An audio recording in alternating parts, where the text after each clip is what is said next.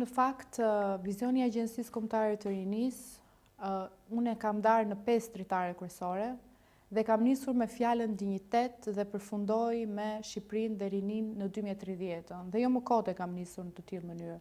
sepse mendoj që çdo gjë fillon nga dinjiteti të rinjve. Por nëse flasim për gjithë përfshirje, kemi të bëjmë me dinjitetin, me grupet e marginalizuara, me arsimin cilësor, duhet të jetë një arsim dinjitoz, me punësimin, punësimi duhet të jetë dinjitoz. Dhe jo më kot kam zgjedhur fjalën dinjitet për ta hapur vizionin tim personal për Agjencinë Kombëtare të Rinisë. Dhe pse e mbyll me rinin 2030, sepse ky është qëllimi jon në fund si rini dhe unë si drejtuese e institucionit, pavarësisht gjithë legjislacionit që ne duhet të parafrojmë me Bashkimin Evropian për të përmbushur kapitull që ne nuk kemi një kapitull të veçantë që flet për rinin, po kemi rinia prek në mënyrë direkte dhe indirekte disa grup kapitujt që siç është kapitulli 29, 26, siç është kapitulli